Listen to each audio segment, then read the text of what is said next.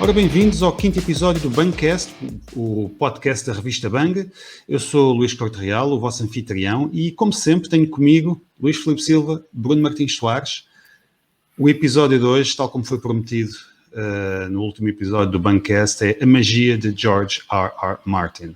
O que é que faz com que o George Martin seja o George Martin e o que é que faz com que, por exemplo, a Guerra dos Tronos seja simplesmente a melhor coisa que já se escreveu de fantasia? Pessoal, dão-me licença que eu faça uma mini biografia do Martin. Força. É assim, todos conhecemos o George Martin porque escreveu a Guerra dos Tronos. Mas em 1970, portanto, antes ainda de sequer termos nascido, antes de eu ter nascido de certeza, mas também antes de vocês terem nascido, penso eu, o homem estava a vender... É o Cota, o Luís é um bocadinho mais Cota. O Martin estava a vender o seu primeiro conto. Estamos a falar de 1970, com 21 anos, um conto de ficção científica. É preciso deixar isso claro. O Martin é fundamentalmente um escritor de ficção científica. Em 73 era nomeado pela primeira vez para o Hugo e para o Nebula. A primeira novela dele, o primeiro romance, o Dying of the Light, saía ainda em 76, portanto ele começou com uma boa pedalada, um bom ritmo dos contos para das nomeações para o primeiro romance. Curiosamente, ele beneficiou bastante do fenómeno de Star Wars.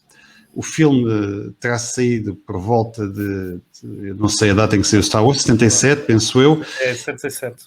E o mercado editorial estava ávido de bons romances de ficção científica e o Martin acabou por receber uma boa proposta para publicar no mercado norte-americano.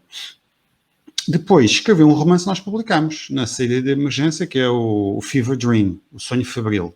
Talvez o primeiro romance de terror do George Martin sobre vampiros, considerado um dos melhores romances de vampiros de sempre.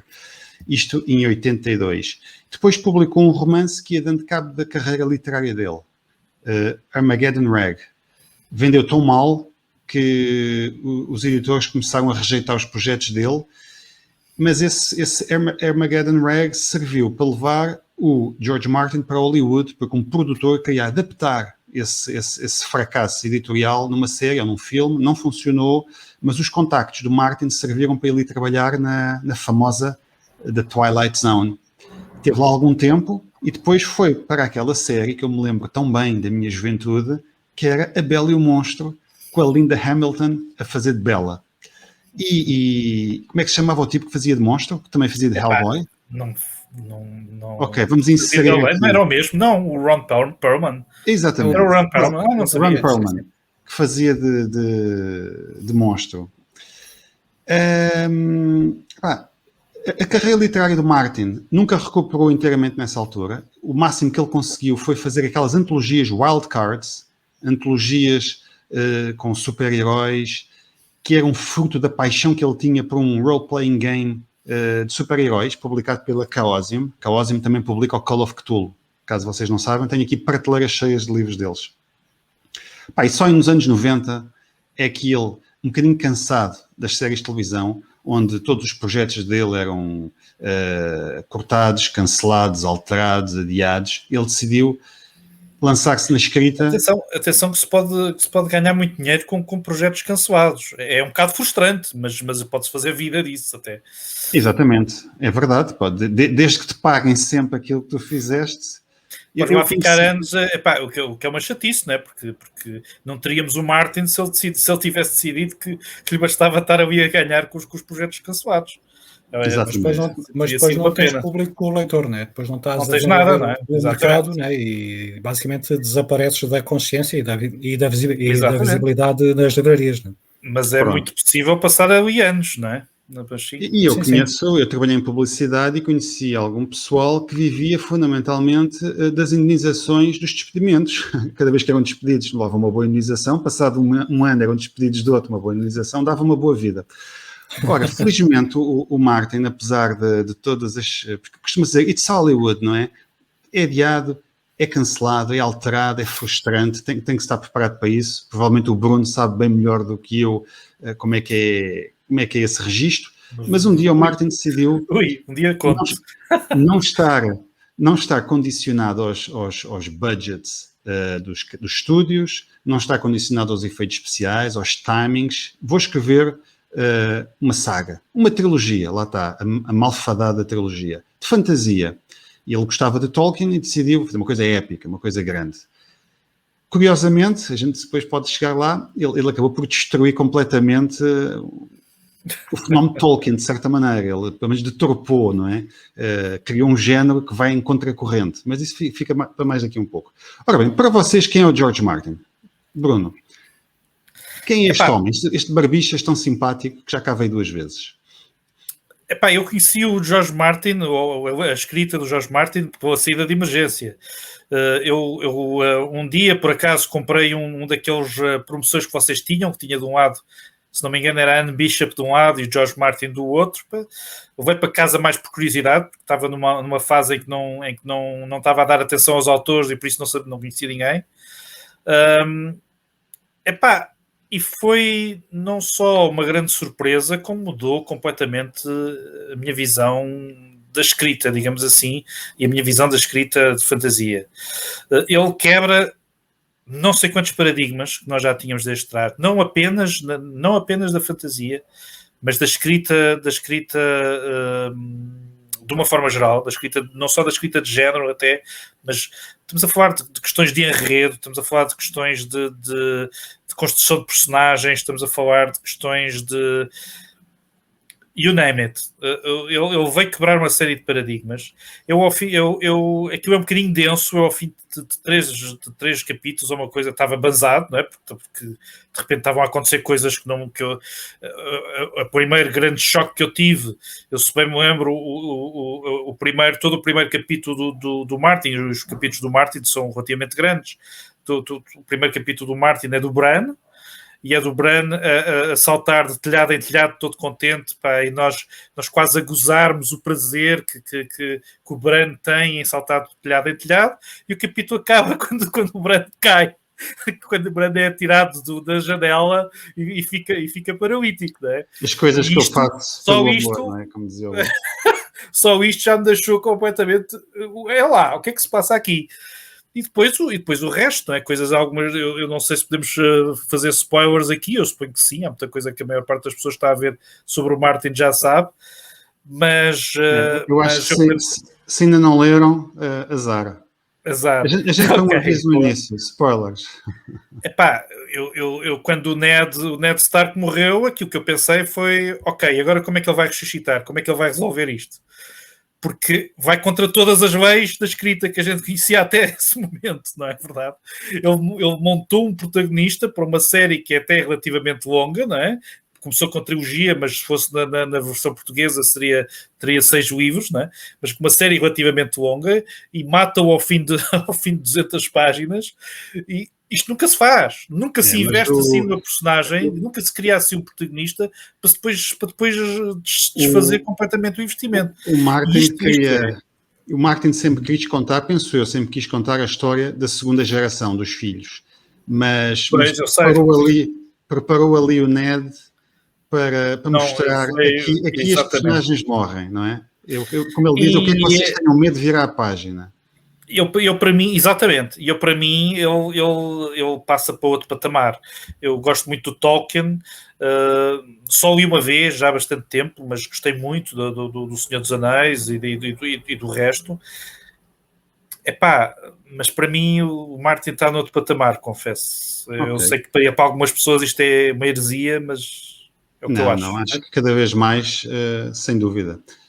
Não haveria Martin sem Tolkien, mas sim, são autores muito diferentes. E tu, Luís, como é que te cruzaste com o nosso amigo George Martin? Então, mas antes disso, só queria comentar que, mesmo para quem não tenha lido os livros, bastava verem o Sean Bean a representar o Ned Stark para saberem que ele não ia chegar vivo ao final da história. Isso foi um grande spoiler logo, não foi? Acho que é um ator, né, que tem o recorde, ou se não tem o recorde, anda lá perto de morrer a meio de um filme ou de uma série. O George Martin bem disse numa entrevista outro dia que a personagem mais interessante para ele nos filmes do Senhor dos Anéis é o Boromir. Bem, mas olha, para mim eu conheci o Martin antes de haver Guerra dos Tronos. Basicamente, foi no final dos anos 80, foi em termos televisivos com A Bela e o Monstro, né, da qual ele era o principal argumentista. Foi o Twilight Zone, portanto a quinta dimensão, a segunda série, a série pós Rod Serling, em que ele era o orientador dos argumentos, e ele próprio fazia exatamente, e ele próprio fazia alguns dos argumentos. Lembro-me de um episódio que era o Road Less Traveled, que, com a direção do Wes Craven. Portanto, ele próprio, como autor de ficção científica, contribuía para as histórias, e conheci-o com aquelas as histórias do Tough Voyaging. O Tough Voyaging é tipo um mercador espacial que é digamos, o protótipo do anti-herói, porque ele não é nem musculado, nem forte. Portanto, ele é um gajo alto, um bocado estranho, que viaja sozinho numa nave de tecnologia avançada com um gato. Mas as histórias que o Martin consegue ser com esta personagem, e com o facto de estar numa nave de tecnologia avançada e defrontar-se com situações que o põem à prova, e ele consegue safar-se de todas as situações com engenho e arte, por assim dizer, acho que pronuncia as técnicas e a postura do Martin perante a ficção.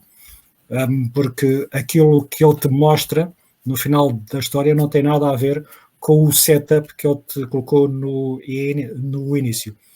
E essas histórias já pronunciavam isso. Mas uma fabulosa que me ficou para sempre na memória foi o Sand Kings, que ainda ali, nessa época, que é uma história fantástica, que começa de um modo muito inocente, né? E depois leva a uma revolução completa de tudo aquilo que ele coloca no início, e de certa forma pronuncia o ovo no mundo. Né? Não vou contar, porque esta é daquelas que tens que ler para apreciar. Esta foi publicada, penso eu, por vocês em português, não foi? Numa antologia de contos. Tenho a ideia que sim, está numa antologia de contos dele. Então, assim, estamos a falar de um escritor de ficção científica que um belo dia revolucionou a fantasia. É verdade. Ora bem, o que é que, na vossa opinião, faz da Guerra dos Tronos um marco na literatura de fantasia que mudou, se calhar, a fantasia para sempre? É verdade que houve outros escritores que já escreviam um bocadinho aquela grit fantasy, mais cinzenta, em que não há o bem e o mal, as coisas misturam-se, mas ele fez-lo, se calhar, como ninguém, não é? Mas não é isso, curiosamente, não é isso. Isso eu acho que é um engano que nós podemos ter quando olhamos para o Martin e achar que aquilo que ele faz de diferente é matar as personagens boas, é ser muito duro e violento. Não é isso que é o Martin. Eu acho que há algo bastante mais profundo na maneira como ele aborda as histórias e aborda as personagens. Para já, ele tem uma capacidade de enredo que para mim é muito rara. Há mais escritores capazes de fazer bons enredos e enredos profundos e intrincados, mas é raro o tipo de capacidade que vemos no Martin. Só que aquilo que salta para mim na escrita do Martin não é exatamente os enredos, mas é o desenvolvimento das personagens. Ele tem ele tem muitas personagens, e muitas personagens muito diferentes, mas ele dedica muito tempo a trabalhá-las, e dedica muito tempo a fazer com que nós acreditemos nelas, que nós consigamos perceber porque é que elas pensam e agem como agem. A Cersei, que é uma personagem que é, na minha opinião, é perfeitamente maléfica, mas nós percebemos muito bem porque é que ela faz as coisas que faz, e ela tem uma motivação muito realista. Apesar de toda a série da Canção do Gelo e do Fogo ser uma série de fantasia e com magia e com dragões e com tudo menos elfos praticamente, é extremamente realista. Todas aquelas personagens são extremamente humanas. E toda aquela violência que existe é uma violência da guerra, não é? E especialmente da guerra medieval, em que os valores eram um bocadinho diferentes. Ou seja, Bruno, tu achas que o ponto forte do Martin são as personagens? Eu acho que sim. A criação de empatia que ele consegue connosco. Que ele consegue que as personagens, que nós que tenhamos com as personagens. Ao ponto de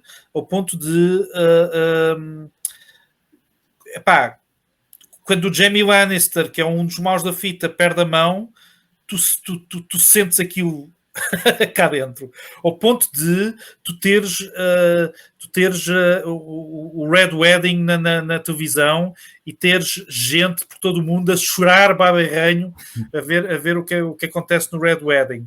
Ao ponto de toda a gente ter um ódio de morte ao Joffrey.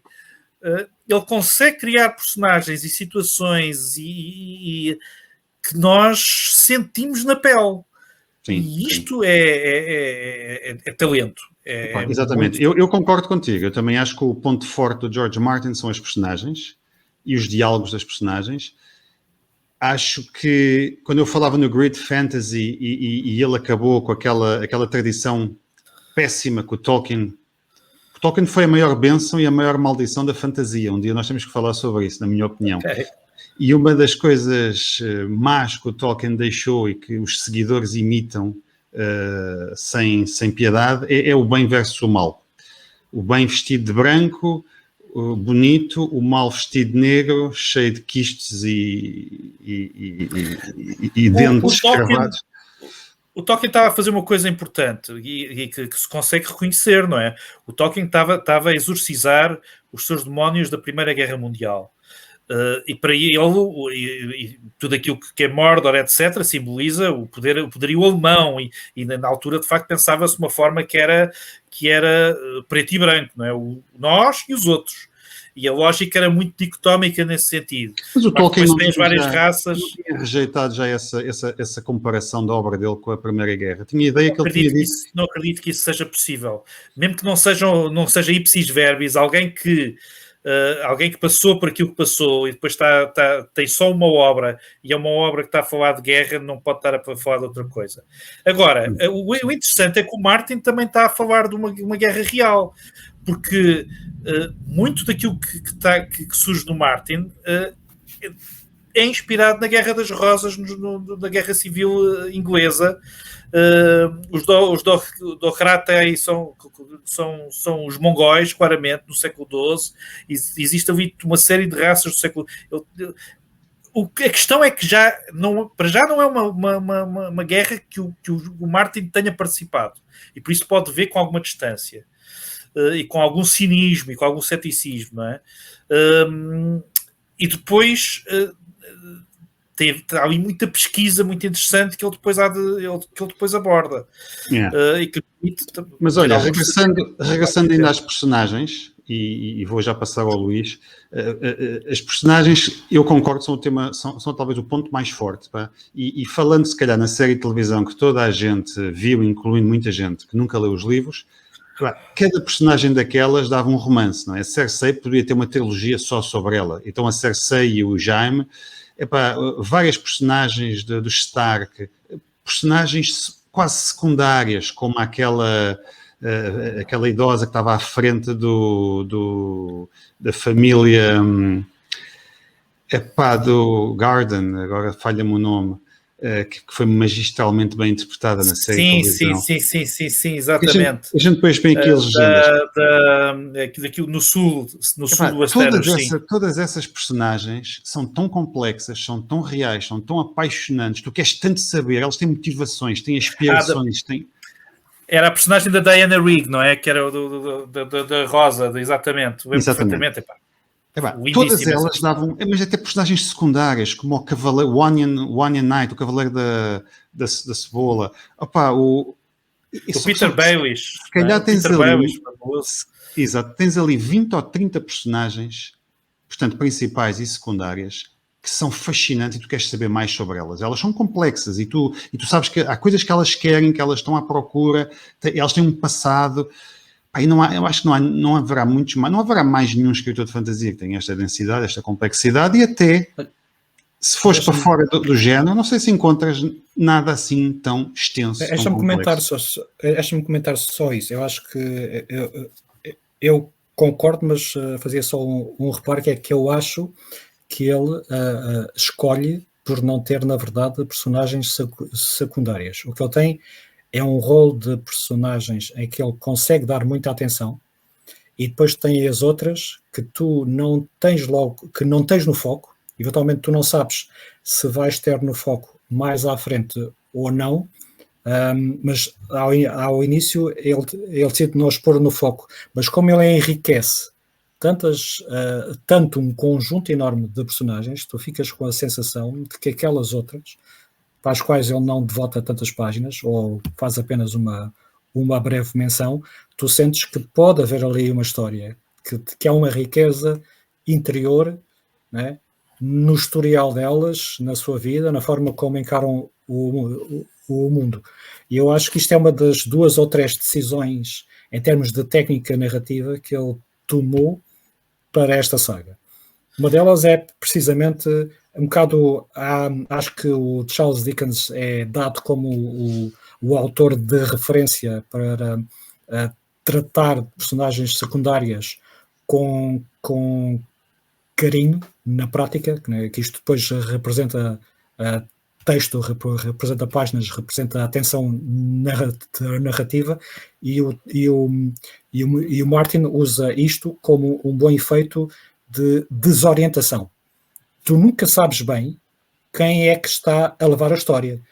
Tu tens a noção que a história é que conduz os personagens e não o contrário, que é precisamente o inverso do que tu tens nas sagas, não é? Isso é muito interessante, e não sei se o Luís Corte Real, não sei se tu, nas tuas conversas com o Martin, no teu conhecimento do Martin, se alguma vez falaste sobre este assunto. Mas uma coisa que me entra pelos olhos adentro, digamos assim, na escrita do Martin, especialmente na Guerra dos Tronos, é que parece haver uma intenção de mostrar que este tipo de situação, este tipo de guerra, este tipo de envolvimentos geopolíticos é de tal maneira grande que é basicamente impossível de controlar, porque a qualquer momento, qualquer personagem que está a tomar as suas decisões e a querer ser rei disto ou daquilo, pode mudar completamente o panorama da história. E isto é uma coisa dificílima de mostrar, exatamente porque pela necessidade que os escritores têm de focar a sua história em determinadas personagens, para conseguirem dominar e construir a história. Não é qualquer escritor ou uma boa dose de escritores podia ter a mesma ideia que o Luís Filipe estava a explicar, de ter personagens secundárias enriquecidas para trabalhar mais tarde. Mas não é qualquer escritor que consegue dominar uma história, e se calhar é por isso que ele demora tanto tempo, consegue dominar uma história com tantas personagens tão poderosas, com tantas personagens com tanto impacto e com tanta coerência e com tanto interesse para a história, como o Martin. É quase inaudito, na minha opinião. Sim, nós estávamos a falar da questão de ele ter, digamos, interpretado os wildcards como uma versão de um jogo, não é? De se terem inspirado nisso. Eu não sei até que ponto é que não podemos também encarar a Guerra dos Tronos como uma versão, digamos, musculada de um RPG, em que na prática cada personagem está a ser dominada por uma vontade própria. E se calhar nem ele próprio, né? E se calhar é por isso mesmo, como estavas a dizer e bem, nem ele próprio consegue antecipar e prever quanto tempo é que ele levará a escrever, portanto na prática tem que fazer as jogadas de todos eles, né? Ele tem que fazer a ronda toda, não só dos personagens que estão em jogo, como daqueles que já mencionou, e se ele dá algum que de repente entra e que tu não estavas à espera. E de facto, deixar que digamos, que esse conflito todo borbulhe, né, e surja e depois se transforme numa história com significado, leva o seu tempo e leva e é um esforço intelectual considerável. E nós tem tempo para isso, não é? Tem capacidade. E nós vemos na série que no momento em que ela entra em alturas, em tempos que já não estão nos livros, que já não estão escritos, que já não estão tão dominados pelo Martin, começa a descambar, começa a perder o pé. Perde um bocadinho. Sente-se claramente. Torna-se convencional. Não, está a tentar controlar uma coisa que não é qualquer um que controla. Antes de acabar, temos que falar um bocadinho na última temporada da série, porque criou tanta celeuma. Olha, estávamos há pouco a falar, e o Bruno mencionou, uma das inspirações do Martin para escrever a Guerra dos Tronos foi a Guerra das Rosas.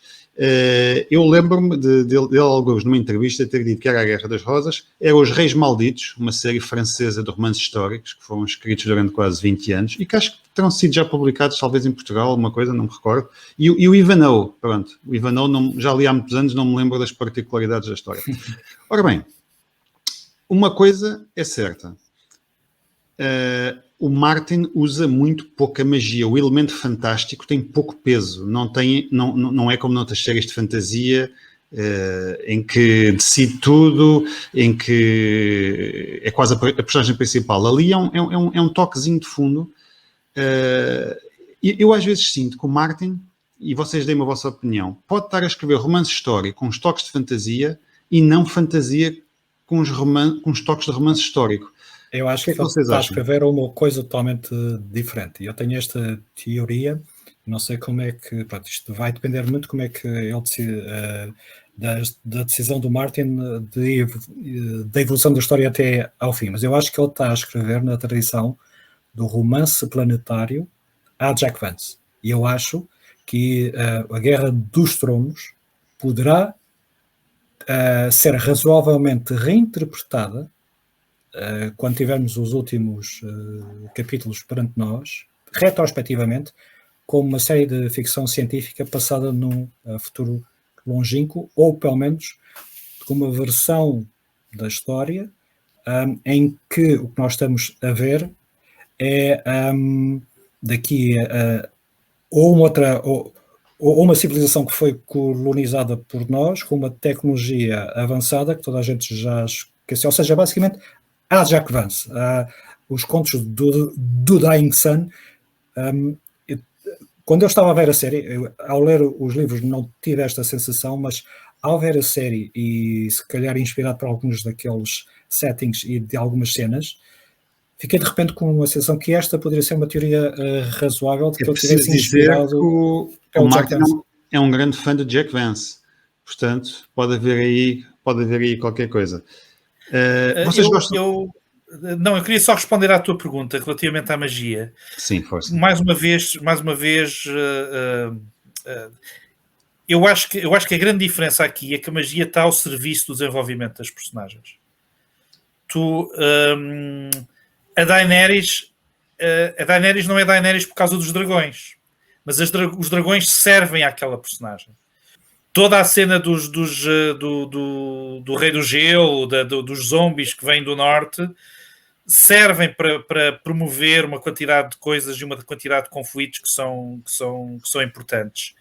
A magia não é de facto o centro são as relações humanas e são aquelas relações de guerra que existem e toda aquela tudo aquilo que são as relações humanas em tempo de guerra. Mas a magia serve o enredo e serve as personagens. O Tolkien, desculpa, Bruno, exatamente no seguimento do que estás a dizer, eu encontrei aqui uma frase muito interessante do Martin sobre a magia, em que ele diz, e eu sou muitas vezes mestre de jogo de Dungeons and Dragons, e sempre gostei de pôr a magia num nível que eles chamam... há vários níveis de magia. Tu podes ter um jogo de Dungeons and Dragons em que a magia é quase a ciência, portanto tu podes fazer telefonemas mágicos, toda a gente tem tapetes voadoras, quase todas as personagens têm feitiços ou poderes inexplicáveis às nossas leis da física.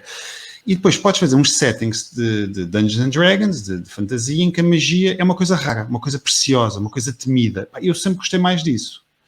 Nunca gostei daqueles mundos em que todas as personagens têm anéis mágicos e todas têm espadas mágicas e armaduras mágicas e corceios mágicos. Epá, acho isso pavoroso. E o Martin dizia a certa altura que se nós olhássemos para o Senhor dos Anéis, o que nos apercebíamos é que, apesar do mundo estar repleto de magia, a magia não estava propriamente no palco. Havia só uma sensação da magia. Nós sabíamos que ela existia, mas não tens batalhas épicas com bolas de fogo e... Até no próprio filme do Peter Jackson, a luta daqueles grandes feiticeiros é estranha. Eles manejam assim uns bastões e rodopiam, mas não vês bolas de fogo, relâmpagos, explosões, nada. A magia ali parece apenas telecinético. Bem, desculpa, interrompi-te, Bruno. Não, perfeitamente, é exatamente isso, já tinha feito o meu ponto, que é exatamente isso. A magia está ali ao serviço da história e ao serviço das personagens, e tu sentes exatamente aquilo que acabaste de dizer, que é a magia não é omnipresente na Guerra dos Tronos. Se formos ver se calhar a série, vamos descobrir 1 ou 2 eventos de magia em cada episódio, se tanto. Vai aparecendo, os elementos fantásticos vão aparecendo aos poucos, pouco a pouco. Só no final é que tu tens ressurreições, mortos-vivos em grandes hordas. E toda a magia, e toda aquela magia tem um custo que às vezes não é negligenciável. Os dragões que a Daenerys consegue com um custo bastante doloroso para ela, não é? Bastante temível. A mesma coisa com a feiticeira vermelha, não é? Cada vez que ela faz uma feitiçaria mais profunda, aquilo sai-lhe da pele.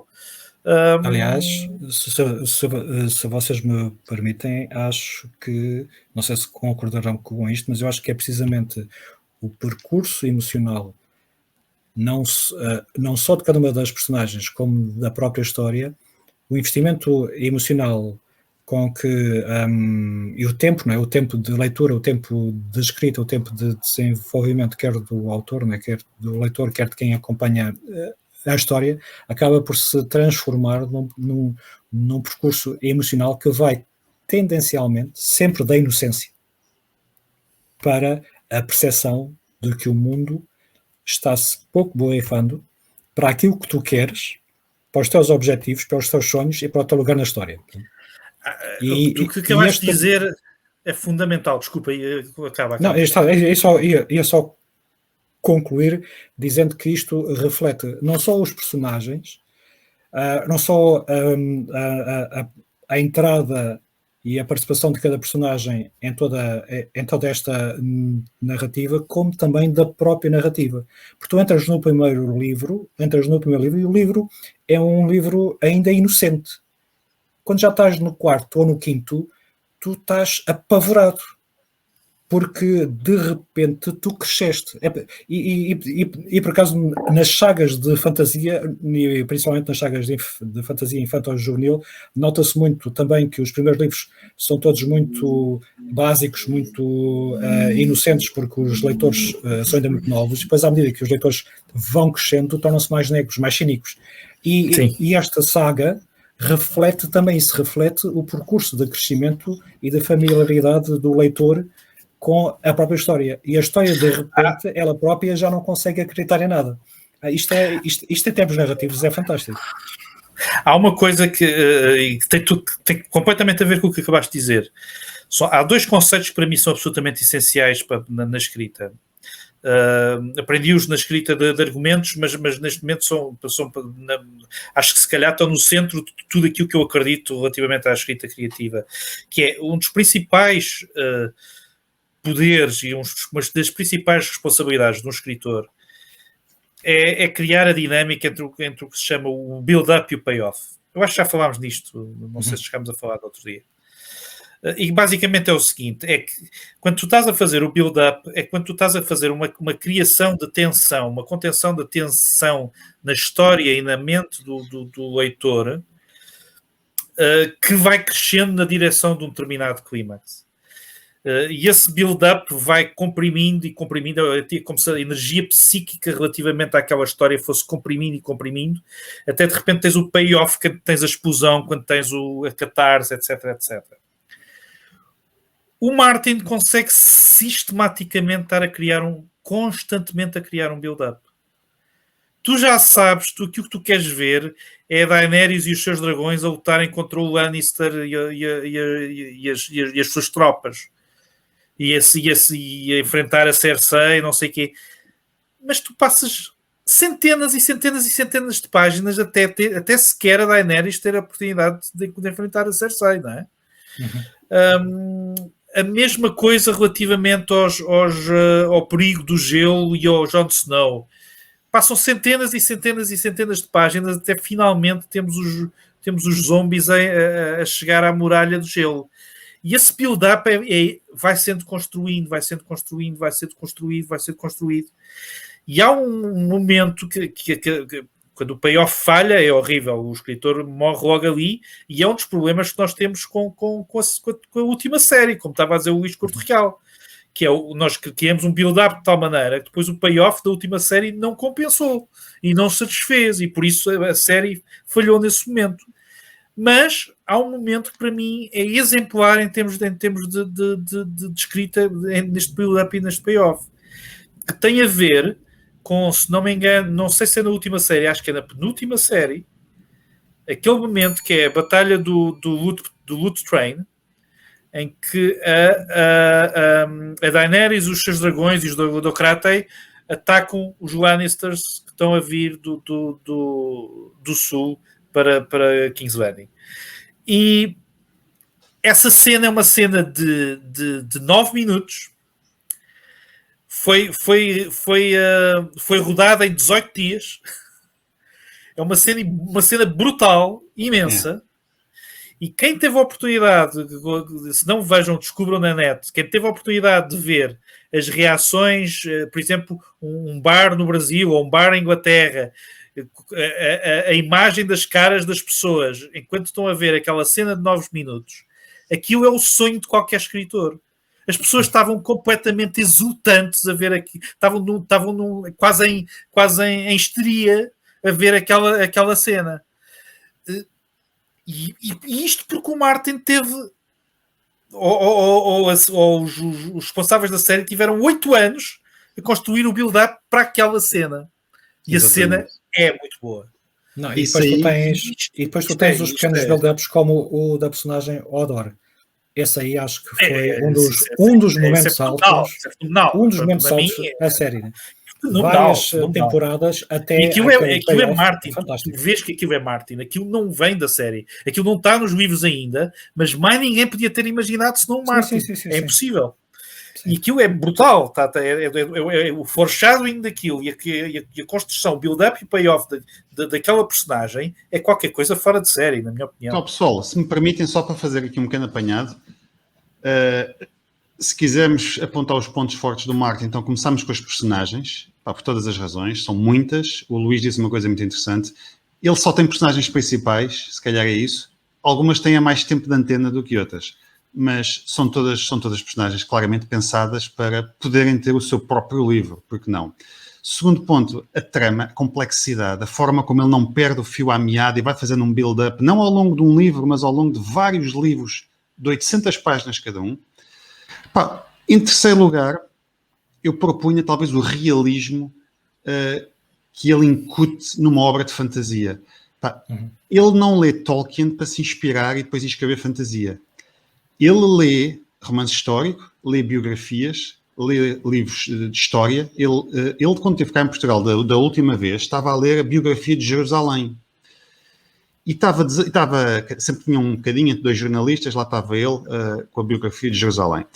E eu estava-lhe a perguntar como é que era, porque eu também gosto imenso de história e publico muita história na Desassossego. E ele estava-me a dizer, eu acabei de perceber que o meu Mad King não era assim tão mad. Porque em Jerusalém teve alguns reis que cometeram atrocidades tão horrendas que faziam o Mad King parecer um amador em maldades. Ele contou-me uma de um rei de Jerusalém que mandou cozer as bocas de todas as pessoas do palácio, porque achava que havia intrigas e que queriam tirá-lo do trono. Repara, cozer as bocas de toda a gente no palácio. Pá, isto é muito mais obsceno do que mandar queimar 2 ou 3 com um dragão, ou o que seja. Portanto, eu acho que o realismo dele, porque ele não é uma pessoa que lê Tolkien para escrever fantasia, e eu acho que isso é um dos grandes males dos escritores de fantasia, que vão ler fantasia para escrever em fantasia. Ele lê história para escrever fantasia. Ele lê biografias sobre personagens da Idade Média para escrever fantasia. Por isso ele sabe bem que a Idade Média não é a Idade Média da Disneylândia, como ele próprio chama. Existem muitos livros de fantasia que é a Idade Média da Disneylândia. Os cavaleiros, os castelinhos, é tudo muito cor-de-rosa. Podia ser um filme com o Shrek, mas não.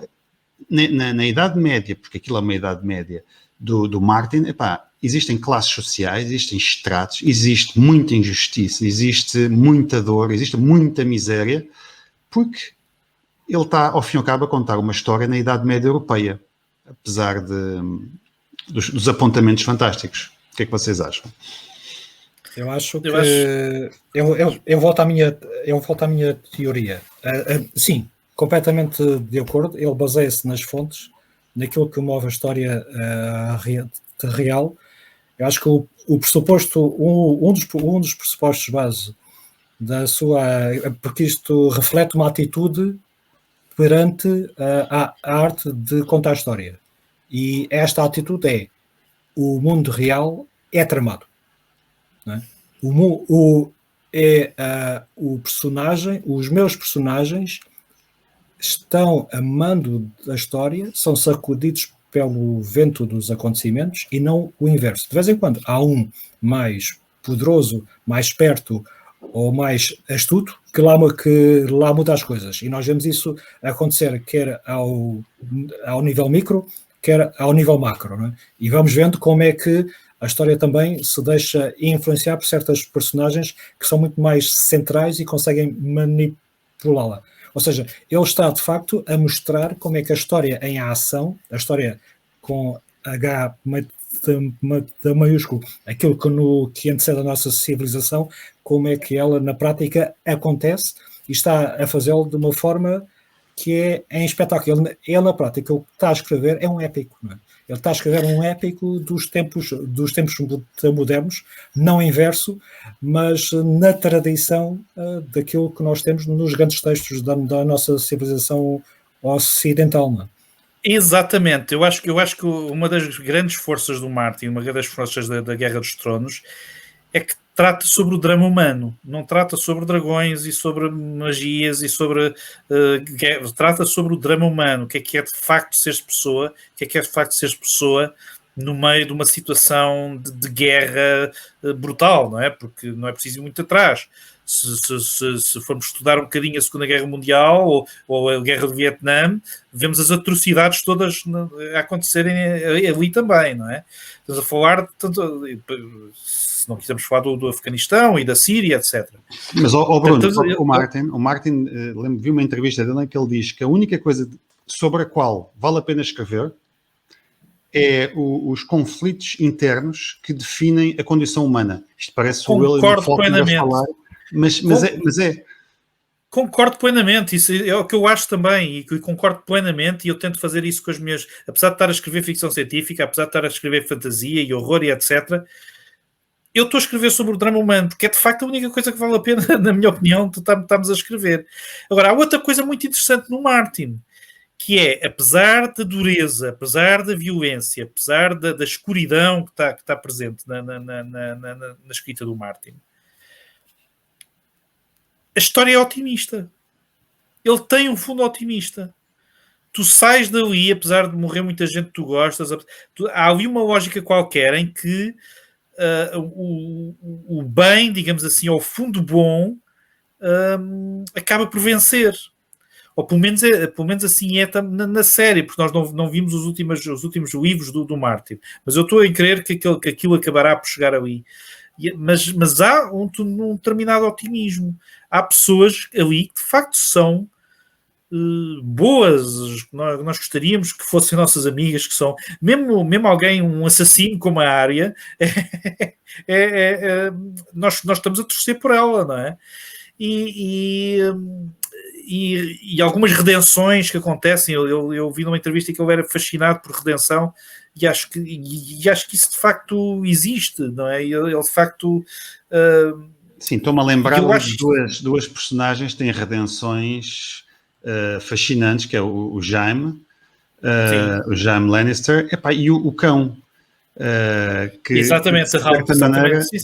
acaba por morrer para matar o irmão, não é? São duas personagens que tu odiavas, eu odiava-os de morte completamente, no início, e no final tu perdoaste. Mesmo personagens como a Brienne, que é ética até ao seu fundo, que é o desenho da bondade, acaba vencedora no final, não é? E a própria Sansa e a Arya, há ali uma redenção qualquer e uma força qualquer, apesar de toda a dureza, apesar de toda a violência. Olha, apesar de toda e quando se está a falar de George Martin, um tipo ficava aqui 6 ou 7 horas. O George Martin pensou sempre que ia acabar os seus livros antes da série o apanhar. Ele, a mim, assegurou-me que ia ser assim quando falamos a certa altura. Não foi assim, infelizmente, ele demorou muito tempo, acho que ele também desmotivou, distraiu-se com outras coisas, o homem tem 70 anos, eu sinceramente não sei sequer se ele vai acabar algum dia esta saga. Se não acabar, mesmo assim, deixou uma obra incontornável. Sim. Agora, estavas há pouco a dizer, Bruno, na última temporada nota-se que falta a mão do Martin. Uma coisa é tu adaptares romances que têm a trama toda detalhada e têm os diálogos e tu só tens que fazer corte e costura para encaixar aquelas ações, aquelas narrativas. Não é bem assim. Pronto, mas aproveitar os diálogos, tens matéria-prima, portanto o trabalho dos argumentistas é editar o livro e distribuí-lo em 10 episódios, mas de repente deixam de ter livro e passam a ter apenas uns apontamentos do Martin em que ele diz, depois acontece isto, depois esta personagem vai para aqui e faz aquilo. A partir daqui os argumentistas tiveram que escrever os episódios, criar os diálogos, e tu és da opinião que isso se nota na falta, na diminuição de qualidade. Sim. Já da última temporada. Sem dúvida. Eu acho que as coisas não são bem assim. O trabalho dos argumentistas é muito mais profundo e muito mais difícil, mas é uma diferença enorme. Tu teres o trabalho quase todo feito, não é? E tu podes usar aquilo à tua vontade, mas as decisões difíceis e as construções difíceis, tu tens ali a base, tu sabes o que é que está ali, do que estás simplesmente a apanhar uma nota ou duas. Provavelmente o Martin não tem na cabeça tudo decidido já. Há muita coisa que ele não tem construído. E nós temos que passar por isso ainda. O Martin diz que é um jardineiro e não um arquiteto. A gente tem que muito rapidamente passar por isso, mas continua. Não, tens toda a razão. O que é que isto quer dizer? Quer dizer que muitas das decisões difíceis tiveram de ser feitas de facto pelos argumentistas.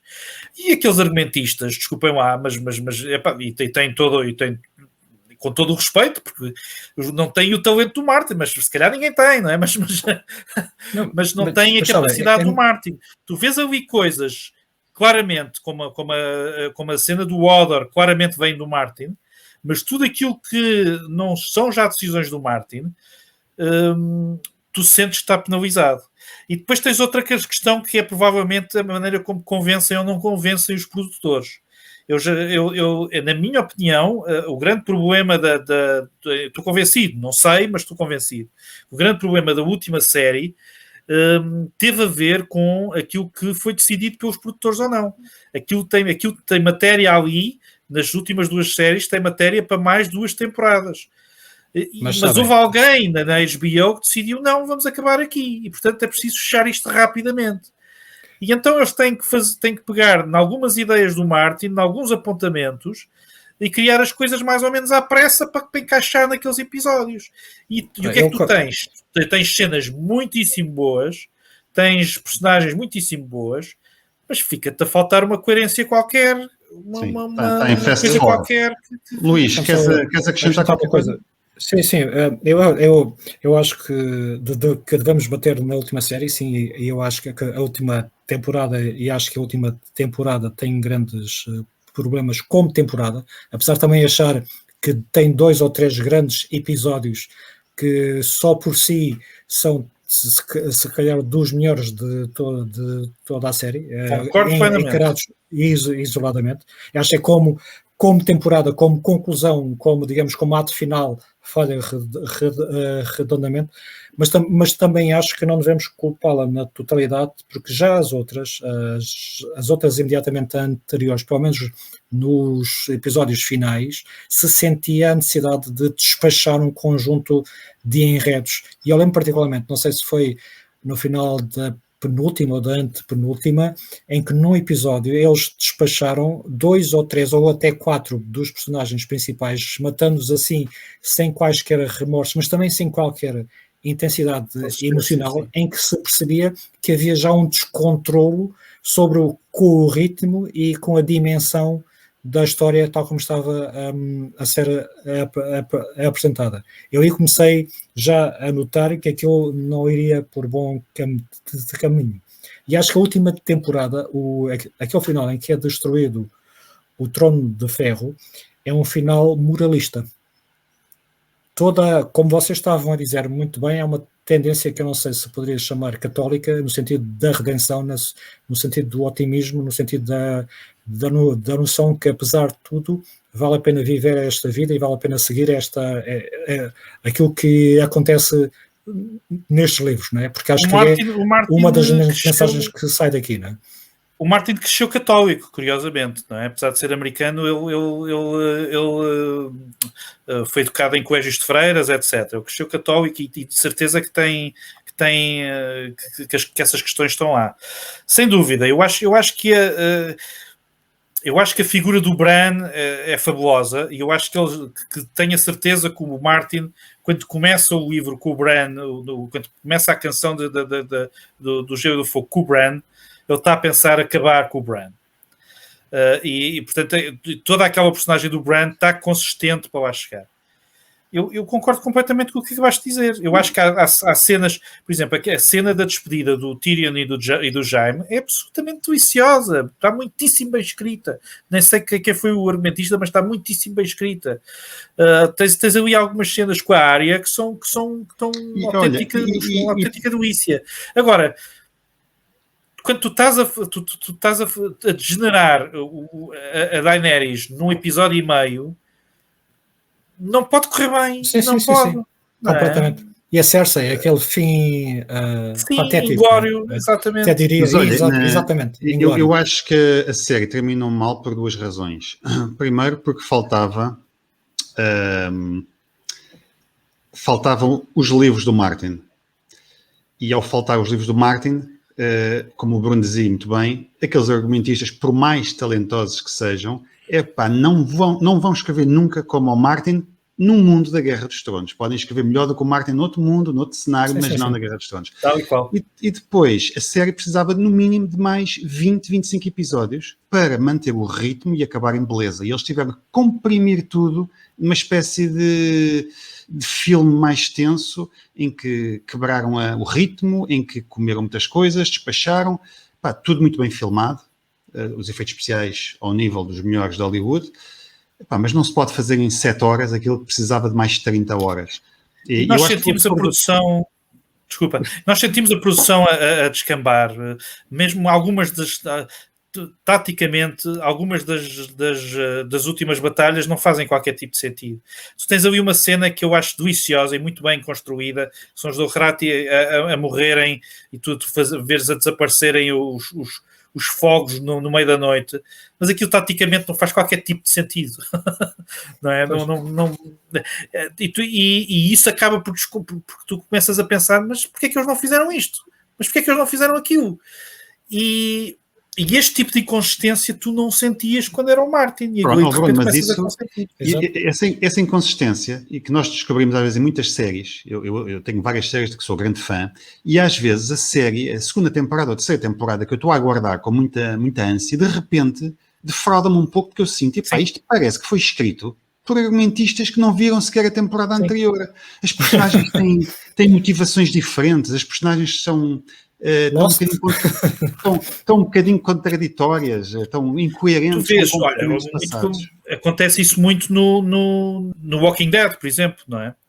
E tu tiveste ali temporadas que se perdeu completamente, e foi quando o Darabont saiu. Depois que ele era o showrunner, é um grande nome do cinema, é um homem com uma visão especial, também com as suas maluquices, não é?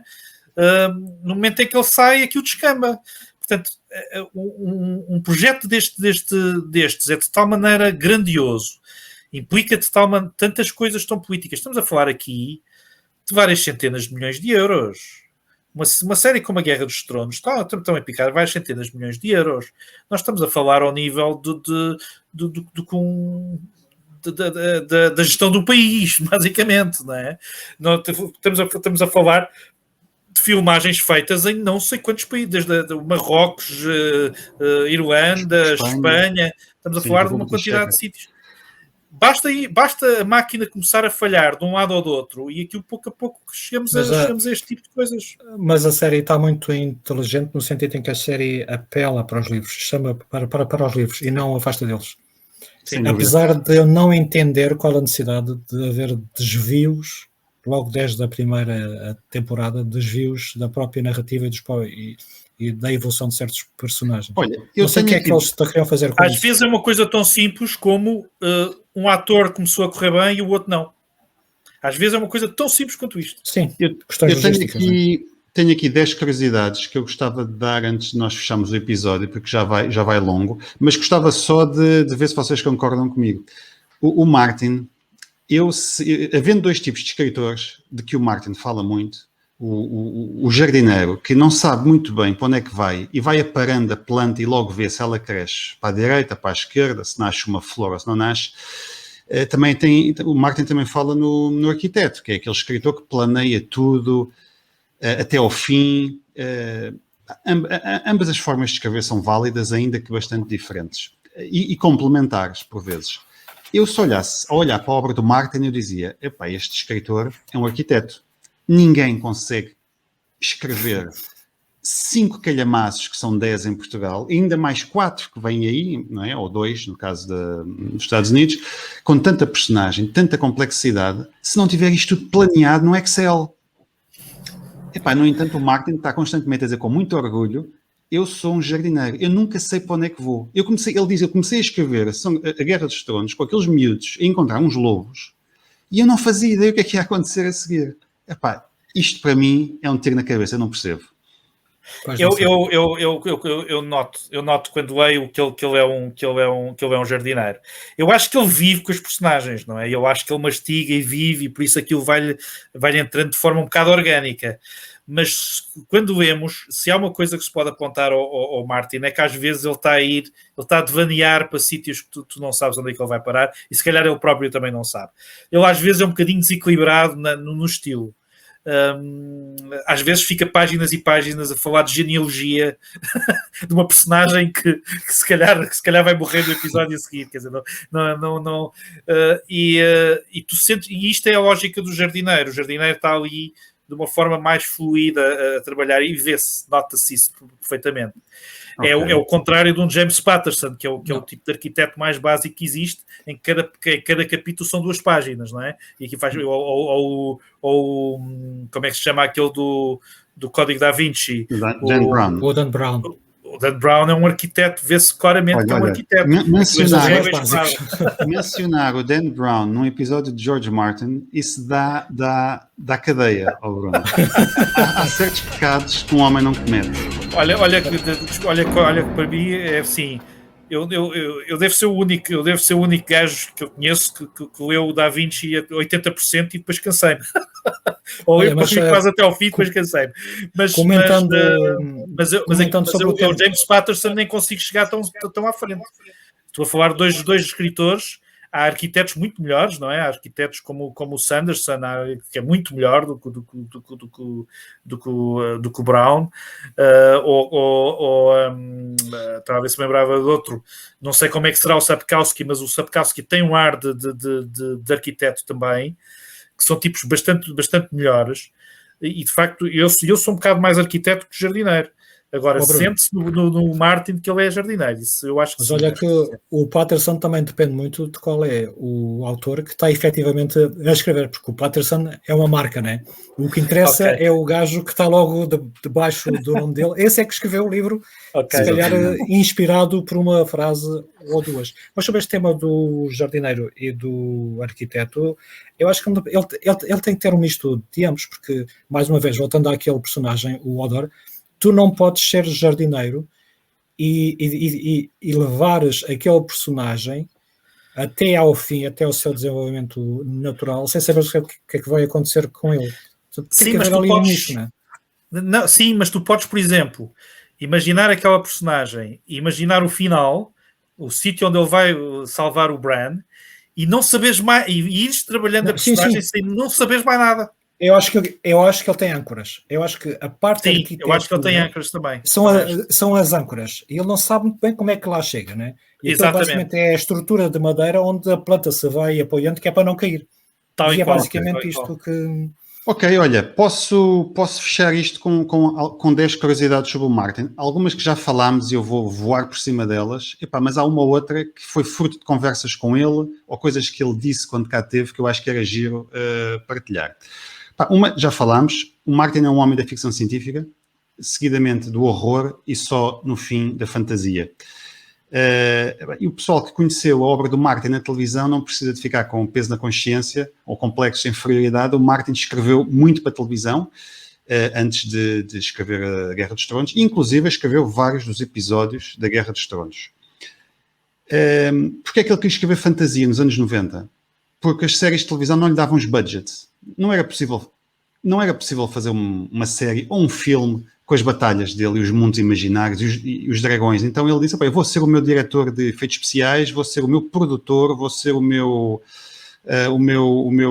responsável de casting e realizador, e escreveu, depois de vários anos sem poder escrever romance, porque o Lata Wermega tinha sido um desastre. E ele contou como é que a série de livros foi parar à televisão. Porque o agente dele, devido ao sucesso do Senhor dos Anéis, estava a tentar apresentar a Guerra dos Tronos aos estúdios de Hollywood para fazer uma adaptação a cinema. E o Martin disse, não dá, são muitos livros, é muito complexo, isto só dá para televisão. E o agente não estava muito convencido, porque não havia nada para televisão. Era impensável fazer televisão. E o Martin insistiu muito. O agente foi atrás de produtores, encontrou o tal Benioff e o outro, e vendeu os direitos. Portanto, houve aqui claramente mão do Martin a dizer, não quero cinema, tem de ser televisão. Vocês sabem qual foi o pitch dos dois produtores quando foram à HBO, muito nervosos, apresentar a Guerra dos Tronos? O Bruno deve saber, Luís, é brutal, eu sempre achei genial. Eles chegaram lá e disseram, isto estavam a falar com a HBO, não é? que tinha produzido os Sopranos. Isto é os Sopranos no mundo do Senhor dos Anéis. Ou seja, tu com 7 ou 8 palavras, mais ou menos descreveste facadas nas costas, traição, filhos da mãe, num cenário de fantasia. Eles hoje em dia não se orgulham muito desse pitch, mas eu acho o pitch genial. E sabes, e tens aí, qual é que foi a pergunta que o Martin fez ao Benioff e ao Weiss para aceitar que eles fizessem a série? Quem era a mãe do... Quem era a mãe do Jon Snow. Exatamente. Se eles acertassem, faziam. E eles acertaram. Ora bem, o Martin da primeira vez que cá teve, fomos ao Corte Inglês, estavam para aí umas 300 pessoas, foi um espetáculo, não havia série, ninguém sabia que havia série. Ele é que nos disse que os direitos tinham sido vendidos a um canal de televisão, e nem sei se na altura ele falou na HBO, mas ele estava muito pouco otimista, porque parece que esse canal tinha comprado também os direitos de uma série do Merlin, e ele achava que o Merlin tinha mais força, não é? Portanto, ele não estava nada otimista. Portanto, estamos a falar da primeira vez que cá veio, mal sabia ele que ia revolucionar a televisão. Uma conversa que eu tive com ele muito gira, porque eu apanhei grandes secas com o Martin, ia a Lisboa, para o Porto cá para baixo, a gente já não tinha assunto, ele dormia e eu conduzia, mas lembro-me com uma conversa que ficou, que é sobre o rosto das personagens. Eu não consigo imaginar nenhuma personagem dos livros que não seja com os rostos da série. E, na minha inocência, achei que o Martin por mais bem definidos que fossem os rostos que ele tinha na cabeça, depois de ver 7, 8, 10, 20, 30, 40 horas de série, ele já não conseguia se imaginar outra cara para o anão, ou para o Jaime, ou para o Senão. Mas não ficou chateado, mas ficou assim um pouco quase ofendido quando eu lhe perguntei se as caras na cabeça dele eram as da série. Portanto, não são, aviso já, não são. Não perguntem ao Martin se são, porque ele tem as caras dele e não são as da série. Ele coleciona soldadinhos de chumbo. Tem armários e armários com soldadinhos de chumbo, castelos, e contou histórias com os cuidados das temperaturas, a circulação do ar. É uma coisa que o apaixona. Veio 2 vezes a Portugal, o que para um paísinho do nosso tamanho, com as tiragens que nós temos, com o peso que nós temos nas vendas do marketing, que é quase zero, eu acho que é de louvar. E escreve num computador que não está ligado à net. Acho que escreve quase em MS-DOS, um software muito básico. Um computador bem antigo, que eu não sei como é que ele tira de lá o texto, se é numa disquete ou assim, porque não tínhamos dúvidas. O manuscrito que ele está a escrever, Winds of Winter, é o manuscrito mais cobiçado no mundo neste momento. Não há nada que um hacker não gostasse mais de roubar na internet do que o manuscrito do Martin, que em poucas horas teria dezenas de milhões de downloads. Por isso, nós já sabemos que quando o manuscrito ficar pronto, nós não vamos receber o manuscrito pela internet para darmos aqui a um tradutor que vai traduzir. Nós vamos ter que enviar o tradutor para um país europeu, na altura ou era Itália ou era Alemanha, para numa salinha fechado o dia todo, traduzir o livro. E só no final, depois de nós assinarmos uns contratos que nos levam à ruína se nós violarmos, é que o manuscrito em português virá para Portugal, para depois então ser revisto, paginado, impresso, etc. Portanto, mas vai ser um bom dia quando receber aquele e-mail do agente. O manuscrito foi entregue. Eu não estou certo que isso vai acontecer alguma vez. Olha, este episódio está muito longo. Eu sugeria, em vez de fazermos as sugestões, o Bruno mostrava-nos uma capa muito gira que tem aí. Anunciamos sim o próximo episódio e vamos embora. Boa, olhem, eu recebi hoje mais um volume do meu romance em 2 partes, que é o Laura and the Shadow King. Este é o primeiro volume, só que tem uma capa nova. Esta capa é completamente nova. Já estou aqui em contagem decrescente para a publicação do 2º volume no final do ano. E por isso hoje vejo pela primeira vez na minha mão o livro com a capa nova e estou muito contente. Espero que vocês gostem também. Pronto, ela está na Amazon, como vocês sabem, mas também será publicada em português, depois haveremos de falar do assunto. Mas pronto, eu só mostrar isto. Um próximo episódio, Bruno, tínhamos falado disso, podia ser precisamente falares da tua experiência e dás aí umas sugestões e umas dicas, como escrever para publicar e vender lá fora. Claro que sim. Não só, não é? Isto é um mundo, acho que vamos precisar de vários episódios e se calhar até com convidados e tudo.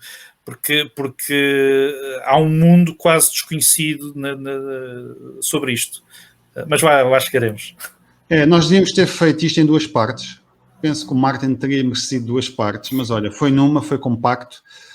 Eu vou anunciar já então o 6º episódio do Bancast, será a Era Dourada da Televisão. Supostamente uma segunda era, há quem fale numa terceira era, mas claramente estamos a viver a Era Dourada da Televisão e o George Martin, a série da Guerra dos Tronos, é um dos marcos dessa era, mas não o único. Portanto, em breve voltamos, nós os 3, eventualmente com uns convidados muito em breve, para falar sobre a Era Dourada da Televisão. Pessoal, muito obrigado e até à próxima.